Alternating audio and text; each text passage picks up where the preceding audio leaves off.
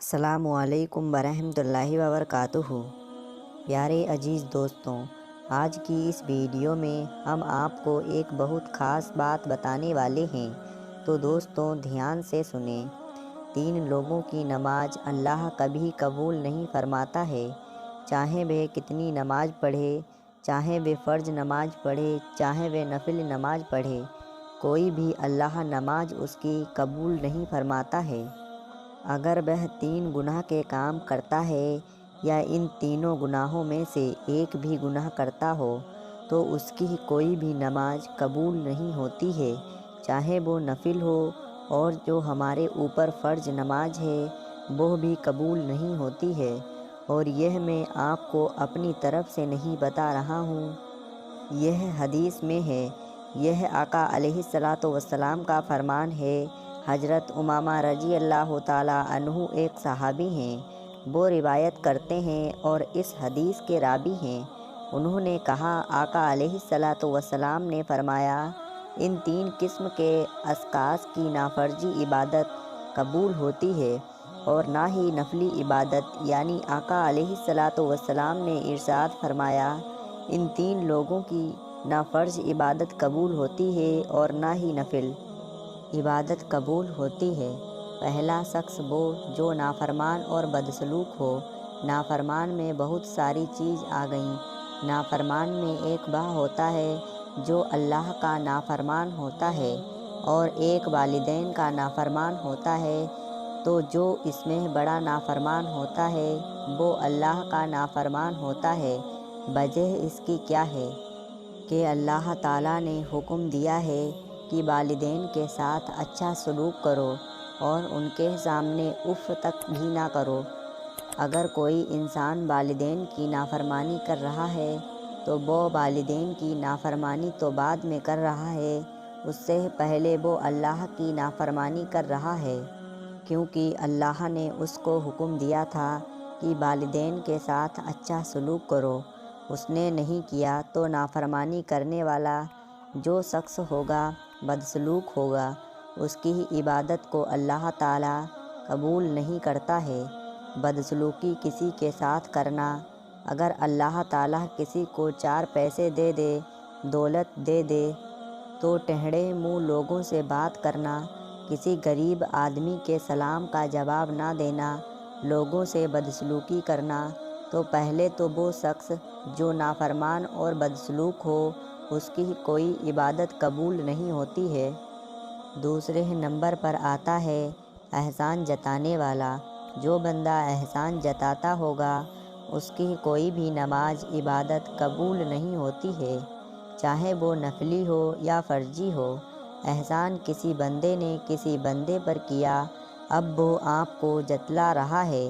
Example کے طور پر کسی نے کسی کی مدد کر دی، 10,000 روپے ادھار دے دیے کہ بھائی تم غریب ہو، اللہ نے ہمیں نوازا ہے، تم میرے بھائی ہو تو میری طرف سے یہ ہدیہ ہے، تم اپنا اس سے اپنے لیے سامان وغیرہ خریدو اور کھاؤ پیو اور خوش رہو۔ کسی نے کسی کے ساتھ احسان کر دیا، اب اس کے بعد وہ انسان احسان جتلائے اور کہے میں نے تمہارے لیے یہ کیا اور تمہارا بھلا کیا، پھر اس کو 4 انسان کے سامنے ذلیل کرے، تو احسان جو بندہ جتلانے والا ہوگا تو اس کی عبادت کو اللہ قبول نہیں کرتا ہے۔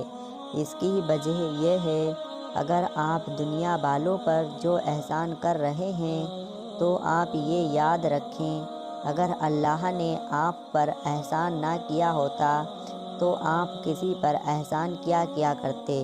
ظاہر سی بات ہے، جب اللہ کا آپ پر احسان ہوا، جب آپ اس لائق بنے کہ آپ کسی پر احسان کر سکیں، جب آپ اس لائق بن گئے تو اب آپ اس کے اوپر احسان کر کے جتلا رہے ہیں، اب آپ لوگوں کو دکھا رہے ہیں ہم نے اس کے اوپر احسان کیا، تو یہ جان لیجئے اللہ کو ایسے بندے بالکل بھی پسند نہیں ہیں۔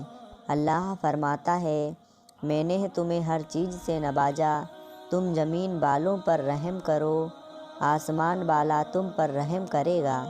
تم اوروں کے عیب پر پردہ ڈالو، قیامت کے دن اللہ تمہارے عیب پر پردہ ڈالے گا۔ تیسرے نمبر پر وہ شخص ہے جس کے لیے آقا علیہ الصلاۃ والسلام نے ارشاد فرمایا، جو تقدیر کو جھٹلانے والا ہو۔ یہ بہت لوگ غلطی کرتے ہیں۔ تقدیر کے معاملے میں آقا علیہ الصلاۃ والسلام نے خاموش رہنے کا حکم دیا ہے۔ تقدیر میں سے جو چیزیں ہیں ان پر ایمان رکھنے کا حکم دیا ہے۔ اگر تقدیر کا کوئی معاملہ آیا اس میں بحث کرنا، اس چیز کی رسول اللہ صلی اللہ تعالیٰ علیہ وسلم نے منع دی ہے۔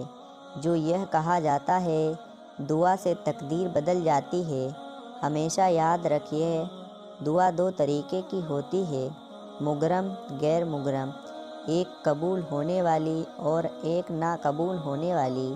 اور جس دعا سے تقدیر بدل رہی ہے اور یہ بات بھی تقدیر میں پہلے سے لکھی ہوئی ہوتی ہے، یہ بھی لکھا ہوتا ہے جب یہ بندہ دعا کرے گا اس کی دعا کی برکت سے یہ تقدیر کا لکھا مٹا دیا جائے گا اور یہ لکھ دیا جائے گا، اور یہ تو آلریڈی تقدیر میں پہلے سے ہی موجود ہے، تو تقدیر کا لکھا نہیں مٹ سکتا ہے۔